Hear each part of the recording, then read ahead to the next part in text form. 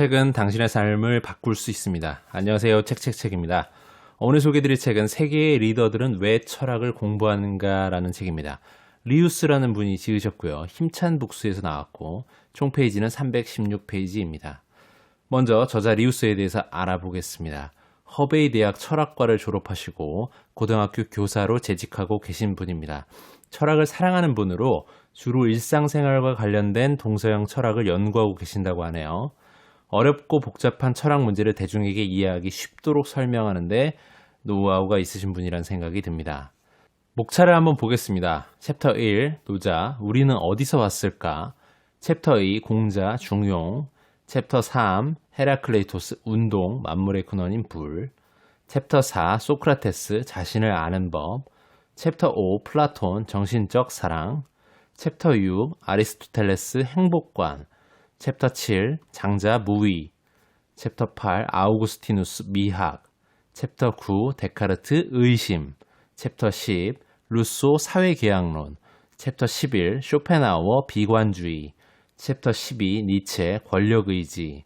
챕터 13, 존 듀이 교육철학. 챕터 14, 러셀 논리분석. 챕터 15, 사르트르 자유. 이렇게 구성되어 있습니다. 보겠습니다. 많은 사람들이 철학을 어렵고 복잡한 학문으로 생각합니다. 갈수록 경쟁이 격화되는 현대사회에서 철학은 무언가 좀 상아탑에 갇힌 듯한 느낌이 좀 들고 바쁜 세상의 흐름을 따라가지 못하는 것처럼 우리는 느끼기도 하지요.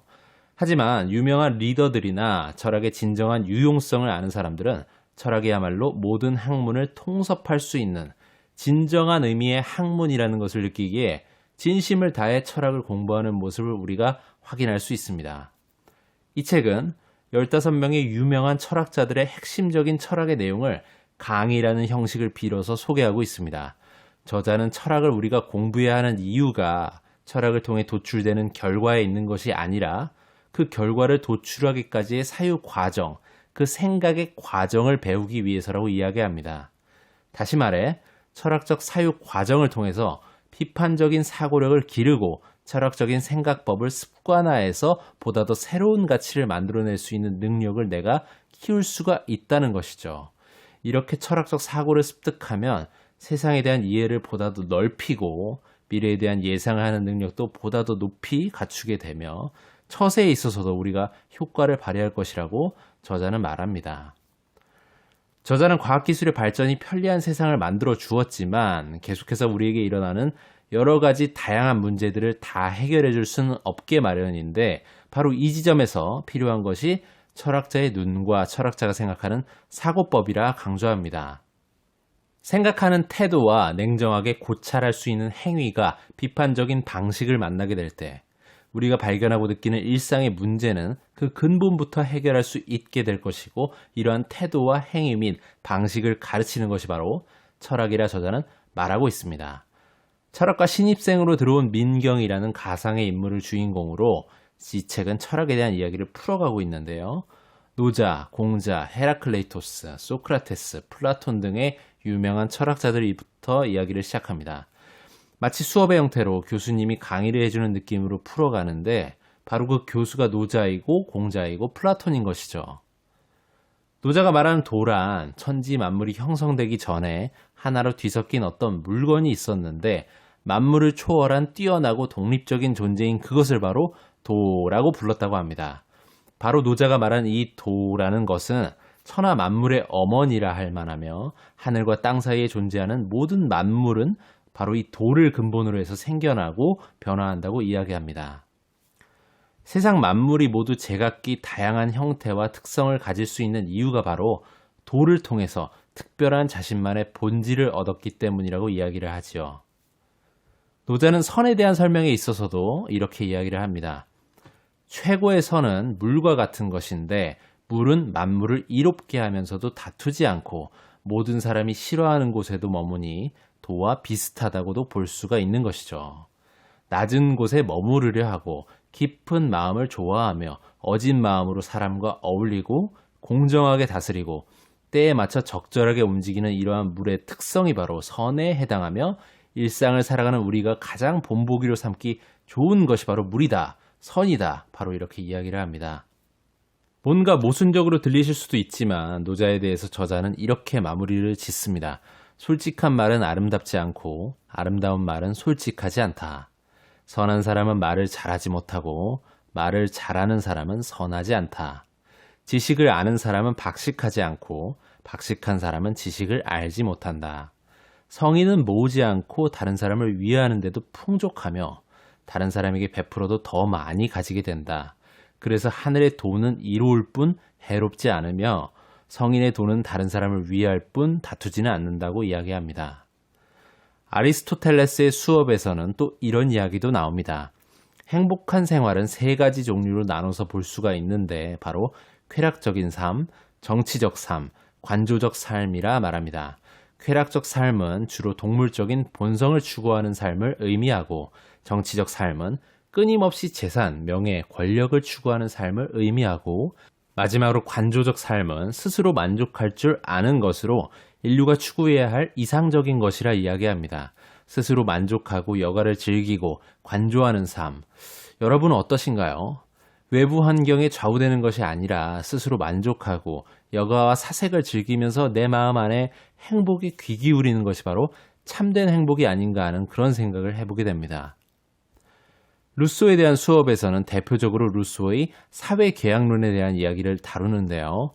우리 인류는 자연 상태에서 각자 생존을 책임지는 상황이었지만 사나운 맹수들의 위협에서 스스로를 지켜내기란 여간 힘든 일이 아니었죠.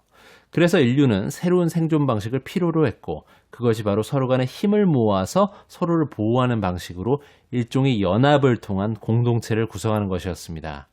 이러한 공동체를 견고하게 만드는 가장 좋은 방법은 바로 서로 간의 합의를 통하는 것으로 이렇게 합의를 통해 공동체가 발전해 나가면서 국가나 정치 집단으로 발전해 갔다고 합니다. 여기서 말하는 이 합의에 해당하는 것이 바로 루소가 말하는 사회계약이라는 것입니다. 루소는 이 사회계약을 통해 개인으로서의 자유와 권리를 잃었지만 대신에 사회적 자유와 자신이 가진 것들에 대한 소유권을 얻을 수 있었다고 말합니다. 다시 말해 사회계약에서는 모든 사람이 자연적인 자유를 포기하고 사회계약적인 자유를 얻게 되는 것이죠. 한편 사회 분업이 출현하고 국가마다 교역이 이루어지게 되면서 사유제가 점차 더욱 발전하고 잉여 재산에 대한 축적 역시 권력을 만들어내면서 인류는 이익에 쫓기게 되었고 사유재산과 사람 사이의 불평등을 키워내는 구조로 변화했다고 말합니다. 이른바 부자는 더 많은 재산을 가지기 위해서 가난한 사람을 착취하고 자신의 사유재산을 지키기 위해서 유리한 법률을 기득권으로서 제정하기 시작했으며 이를 통해 사회 지위에 있어서도 역시나 불평등이 초래되었다고 합니다. 이렇게 발전되어 가면서 시민과 시민 사이의 조율 및 모든 사람의 안전과 평등 그리고 공공의 이익을 우선하는 방향으로 정부의 역할은 더욱 중요해졌다고 합니다. 그러나 한번 초래되기 시작한 불평등은 자연 상태의 인간이 자신의 생존만 신경 쓰던 것과는 다르게 사회 상태에서의 인간은 타인과의 비교나 평가로 자신의 존재를 의식하기 시작하면서 이제 과거에 순수했던 자연 상태의 평등으로는 돌아갈 수 없는 상황이 되었기에 개인적인 영역에서 자연의 본성을 스스로 유지하려는 태도가 보다 더 중요해진다고 역설합니다. 마지막으로 사르트르에 대한 수업 이야기를 살펴보면서 마무리를 좀 지어볼게요. 사르트르는 실존주의 철학자답게 존재의 본질에 대한 이야기를 펼쳐나갑니다.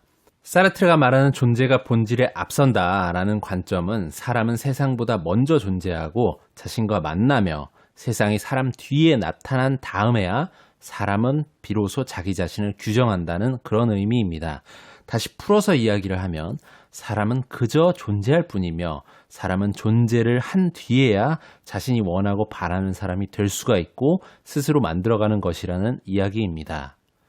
사람이 사물과 가장 큰 차이를 보이는 것이 바로 사람은 존재가 본질을 앞서는 반면에 사물은 반대로 본질이 존재를 앞서는 것이라 사르트르는 이야기를 하고 있습니다. 사람은 자신의 의식에 따라서 사물을 창조하고 이용하고 말고 하는 것들을 결정할 수 있다는 의미이기에 인간의 의식은 다른 사물의 존재를 규정하는 근원이라 말할 수 있다는 것이죠. 책에서는 말씀드린 사상가들 외에도 헤라클레이토스, 플라톤, 소크라테스, 장자, 데카르트, 러셀, 니체, 쇼펜하우어 등 이름만 들어도 우리가 알만한 학자들의 대표 논리나 생각들을 철학 수업의 형식을 빌어서 정말로 쉽게 설명해주고 있습니다. 철학에 대해서 관심 있으신 분들이 아마 이 책을 일독을 하신다면 언제 어느 자리에서라도 철학에 대한 이야기를 충분히 흥미있게 나누실 수 있도록 도와줄 수 있는 그런 책이란 생각이 듭니다. 오늘은 여기까지 하겠습니다. 유익하셨거나 도움이 되셨다면 구독과 좋아요 부탁드립니다. 이 채널을 유지하는 힘입니다. 감사합니다.